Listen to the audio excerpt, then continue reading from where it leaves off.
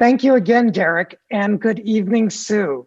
Thank you for joining us from Vancouver. Hello, yes, we're shooting right now, so Vancouver says hello. You were a showrunner for the first season of AMC's The Terror, which is based on Dan Simmons' novel. I'd like to ask you about that a little bit, but first, let's watch the trailer for the show.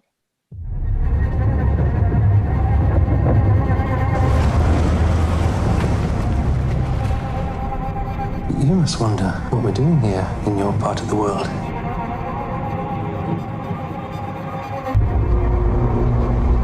We are from England, very far away. We've come here to find a way through to China and India. Now is our moment to strive to our glory and to our destiny.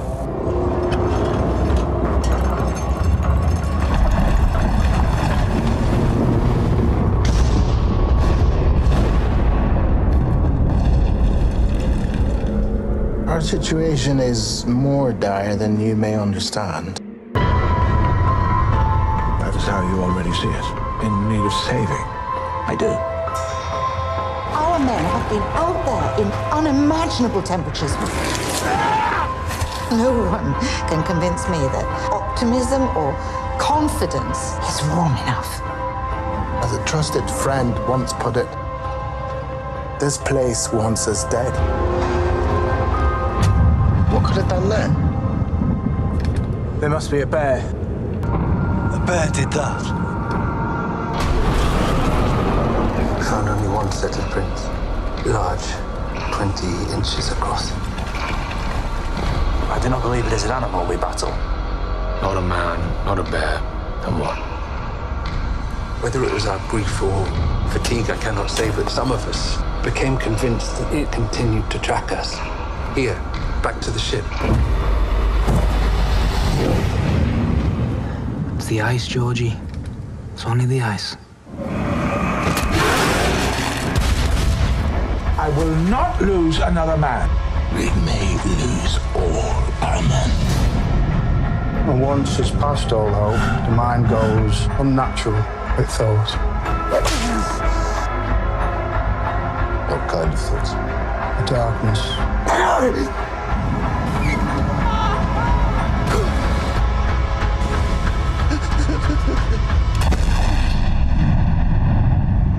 This kind of darkness, do you see it among us here? So, Sue, how did you find The Terror, or how did it find you? Well, I should say I was a co-showrunner with Dave Kajanik, who created the television show. And I never thought of myself as someone who was a co-showrunner. And then when I was sent the script by Scott Free, Ridley's company, and read David's pilot, it was like one of those moments where you feel like a ton of bricks just fell on you, because the pilot is just so smart and so gorgeous. And it's really just, in terms of hitting atmosphere of that genre, I thought it knocked it out of the park. I've been a long time fan of Dan Simmons too, I should say. And so when I heard that someone was doing The Terror, I had to take my hats off, because it's a really ambitious piece of work, like all of Dan's work.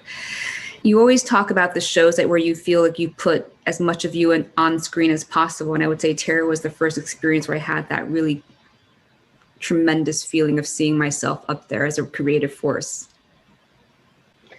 Well, that's fantastic, but it's not the first time you were a showrunner, right? You were the showrunner for ABC's The Whisperers, based on a Ray Bradbury short story. So I can't help but think, do you find a lot of inspiration from literature? I do like adaptation. I think of it as a pretty unique craft form in screenwriting. What I love about adaptation is you take someone's love, right? What they've already put in, whether in Ray Bradbury's situation, a short story.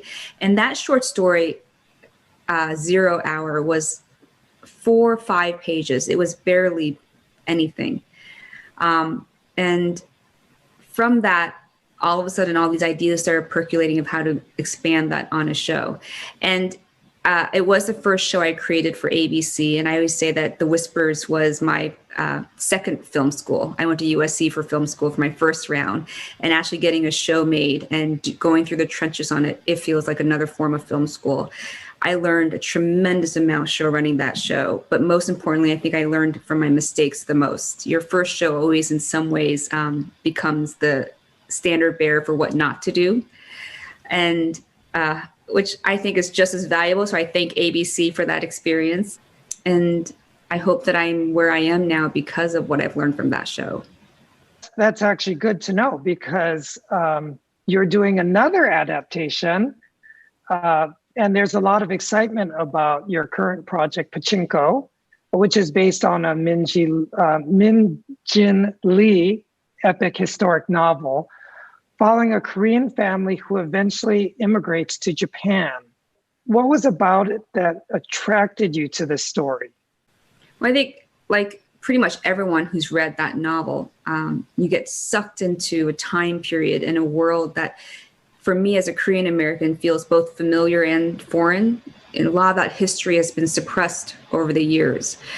And when I read that book, it felt like a homecoming. I talk about, I did not live in 1930s Korea, right? But reading about the lead titles, the heroine's experience then, I thought about my mother, and I thought about my grandparents, and I thought about my great-grandparents. I think it really felt like this emotional, what I call it, an emotional magnet. But the book terrified me when I read it, because my first reaction was, I don't think this can be a show. It felt a little bit too big, too weighty. And at the time, I was really terrified that no one was going to make a show like that featuring an all Asian cast. And it's a book that I respected so much that I didn't think you could do it any other way. I also wanted it to be told completely in a foreign language, that if someone was Korean in the show, that they should speak Korean. And if someone was Japanese in the show, they should speak Japanese. And when I was conceiving of the show a few years ago, that seemed impossible. But with the rise of streamers, especially in the most recent years, and I think the level of bold filmmaking out there now in the television landscape, a show like Pachinko can finally be made. I understand what you mean about it feeling very weighty. There is a lot of themes that run through the novel, such as racism and power. And I wonder if you could speak a little bit about those. What's so great about what the book has managed to do is it takes something so specific and unique to one family, and yet it universalizes those heavy themes across all countries and all boundaries, if that makes sense. Because if you look at this, if you look at the course of human history for the last thousands of years, the stories of the Sunjas of the Sunjas of the world, she's the lead character in the show, aren't unique. And I think what the book taps into is this feeling of watching people who normally are ignored in history's lens rise to an epic scale. And I think that's what was really the draw for me, is how do you make someone's life feel epic? How do you make my grandmother's life feel epic? How do you make, I think anyone who watches this show, whether they lived in Korea or whether they live in Japan or whether they live in the US or Brazil, I think they'll see their own grandparents in this as well. And I think that universality is one that, because we still deal with things like racism, I think will transcend. I think the key is not to ignore those heavy themes and those heavy issues. I think we just have to talk about them straight on. And especially with the conversation breaking open in these past few years, I think a show like Pachinko should be part of that conversation. So when you pitched this, was this specifically pitched just at Apple, or did you shop this around? It was, we took it to, I believe, gosh, I'm trying to remember now. I think we took it to 7 networks and streamers. And I think just, I feel very lucky to say there was a bidding war, and a lot of people responded to the material. A lot of people really wanted the show. And I think, like, once again, it was because it really feels like a show of our times. You, not to get stuck on Pachinko, so you are actually working on some other projects in the future after that. So what do you have lined up for us? Well, it's always fun to, I think what I say is keeping your muscles active and in shape. And I think like many writers and creators out there, you always try to put as many things on the burner, as they say. I have what I call a creative reimagining of a movie that came out when I was a child, which many people probably don't remember. But I remember watching it as a very young child and loving it, a movie called Flight of the Navigator that I'm doing for Disney. And then I have a few shows in development right now that hopefully soon will be announced, but I can't speak of it now. Okay. Well, actually, Flight of the Navigator, so they've been trying to reboot that for a long time, haven't they? Well, I think, is this one for sure? Is this actually going to happen? You know what? We never say for sure in Hollywood, as they say. I think a lot of those movies that we all grew up with in the 1980s, people have been trying to remake them. And I think what's been hard about them is what makes them unique was the 80s, right? And it's not so easy just to copy and paste them to 2021.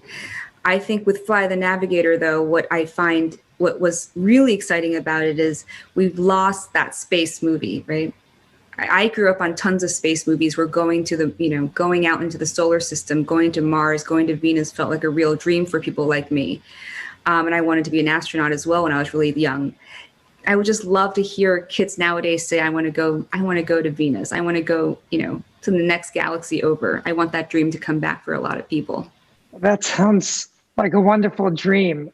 Sue, I want to thank you so much for taking the time off from production of Pachinko to be able to speak with us today. I, and I'm sure many people out there, are eagerly awaiting Pachinko's release on Apple TV+. Thank you very much for being here. Well, thank you for having me, and it was a pleasure. Okay, you take care. Bye-bye. Bye.